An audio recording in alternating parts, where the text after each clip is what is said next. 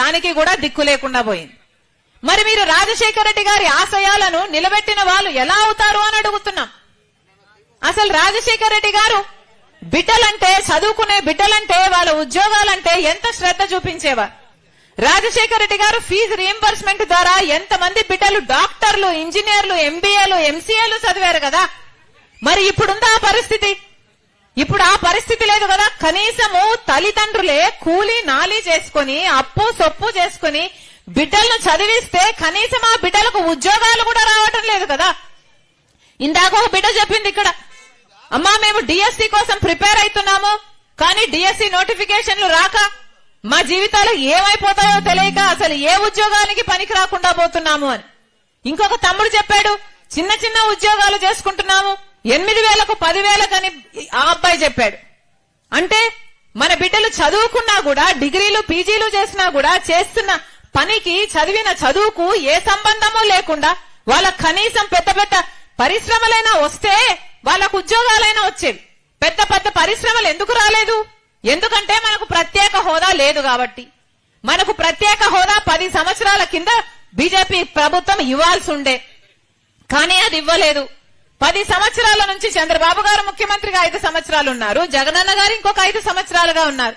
ప్రత్యేక హోదా గురించి ఒక్కరంటే ఒక్కరన్నా నిజమైన ఉద్యమం చేశారా?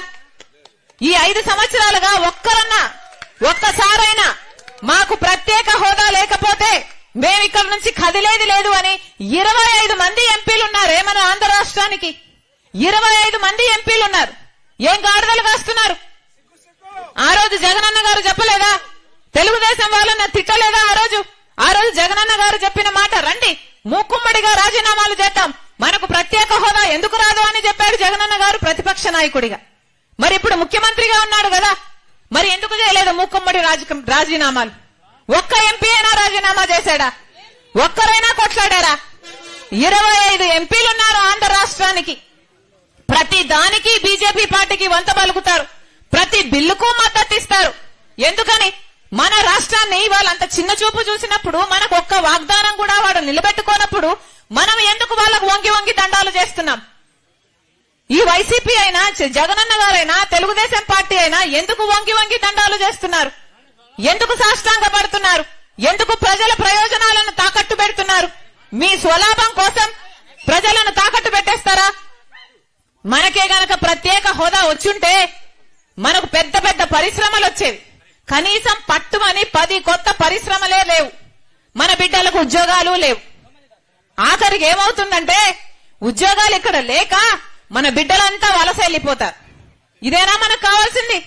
యువతే లేని రాష్ట్రంగా తయారైతుంది ఆంధ్ర రాష్ట్రం. ఇదేనా మనకు కావాల్సింది? ఏం చెప్పాడు జగనన్న గారు? జాబ్ నోటిఫికేషన్, జాబ్ క్యాలెండర్ ప్రతి జనవరి 1కు వేస్తామన్నారు కదా. మరి ఎన్నిసార్లు వేశారు? ఒక్కటంటే ఒక్కటైనా వేశారా? ఒక్క సంవత్సరం కూడా వేయలేదు. ఆ రోజు చంద్రబాబు గారు 7,000 ఉద్యోగాలు ఇస్తుంటే డిఎస్సికి హేళన చేశారు.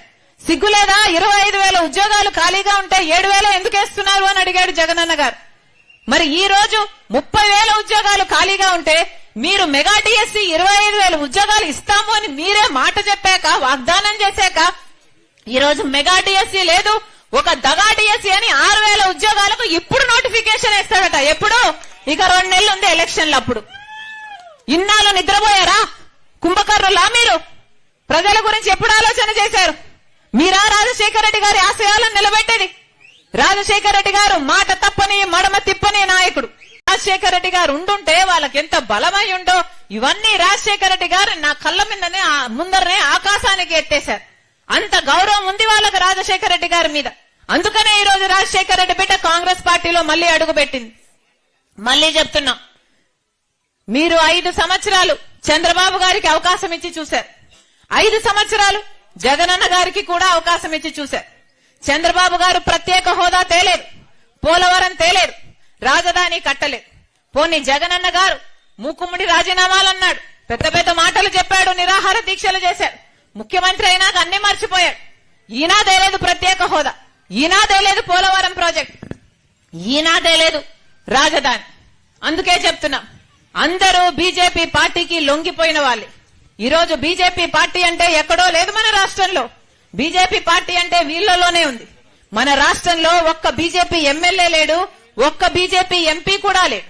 అయినా కూడా ఈరోజు బీజేపీ మన రాష్ట్రంలో ఏలుబడి చేస్తుంది, రాజ్యం ఏలుతుంది. ఈరోజు ఆంధ్ర రాష్ట్రం బీజేపీ వశమైపోయింది, కైవశమైపోయింది.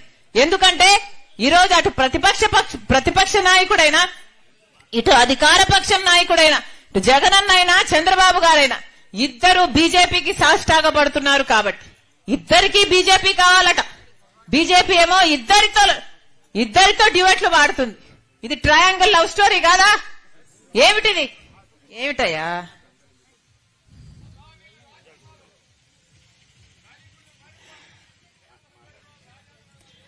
ఆలోచన చేయండి.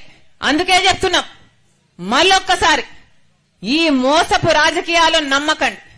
ఒకరేమో ప్రత్యక్షంగా బీజేపీ పార్టీతో పొత్తు పెట్టుకోపోతున్నారు చంద్రబాబు గారు, ఇంకొకరేమో పరోక్షంగా జగనన్న గారు ఎప్పటి నుంచో పొత్తుంది బీజేపీ పార్టీలు. ఈ పొత్తులు మనకు అర్థం కావు, ఈ రాజకీయాలు మనకు అర్థం కావు. మనకు అర్థమైందల్లా 5 సంవత్సరాలు ఒకరికి అధికారం ఇచ్చి చూశాం, ఇంకొక 5 సంవత్సరాలు ఇంకొకరికి అధికారం ఇచ్చి చూశాం. 5 సంవత్సరాలు చంద్రబాబు గారికి అధికారం ఇచ్చి చూశాం, 5 సంవత్సరాలు జగన్ రెడ్డికి అధికారం ఇచ్చాం. వీళ్ళిద్దరిలో ఎవరికి మళ్ళీ ప్రత్యేక హోదా కోసం కొట్లాడాలి అన్న చిత్తశుద్ధే లేదు. ప్రత్యేక హోదా రాలేదు, మనకు పోలవరం ప్రాజెక్టు రాలేదు, మనకు రాజధాని రాలేదు, విశాఖ రైల్వే జోను కాలేదు, Visakha to Chennai industrial corridor కాలేదు, ఉత్తరాంధ్రకు రాయలసీమకు ఎకనామిక్ ప్యాకేజీలు రాలేదు. ఒక్కటంటే ఒక్క వాగ్దానం కూడా మనకు నెరవేరలేదు. ఒక్క వాగ్దానం కూడా మనకు బీజేపీ పార్టీ ఇయ్యకపోయినా ఈరోజు బీజేపీ పార్టీకి కాలు పట్టుకుంటున్నారు ఈ జగన్ రెడ్డి గారు, చంద్రబాబు గారు. ఇది ఆగాలి అనే చెప్తున్నాం.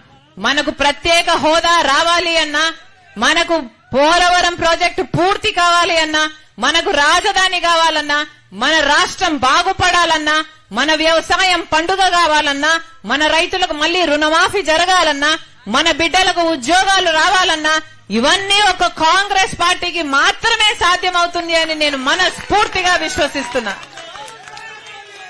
ఒక రాహుల్ గాంధీ గారే చెప్పారు, తాను ప్రధానమంత్రి అయిన రోజున మొట్టమొదటి సంతకం ఆంధ్రప్రదేశ్ కు చెందిన ప్రత్యేక హోదా ఫైలు మీదనే పెడతాను అని. ఆ మాట పట్టుకొని వచ్చింది రాజశేఖర రెడ్డి బిడ్డ మీ దగ్గరికి. చెప్తున్నాం, మళ్లీ చెప్తున్నాం, మనకు ప్రత్యేక హోదా వస్తేనే పెద్ద పెద్ద పరిశ్రమలు వస్తాయి. మన ఆంధ్ర రాష్ట్రం ముఖ చిత్రం మారిపోవాలి అంటే మనకు ప్రత్యేక హోదా సంజీవిని లాంటిది. పోలవరం ప్రాజెక్టు మనం పూర్తి చేసుకుంటే 20 లక్షల ఎకరాలు సాగులోకి వస్తుంది. ఇలా 1 కాదు 2 కాదు, ఈ రోజు కనీసం ఇది మా రాజధాని అని చెప్పుకోవడానికి ఒక ఊరుందా? మనం తలెత్తుకొని ఇది మా రాజధాని అని చెప్పుకునేటట్టు కూడా లేదు కదా. ఇంత అవమానమా? మన బిడ్డలేం గాను, వాళ్ళ బిడ్డలేం గాను, మనకు భవిష్యత్తు ఉందా?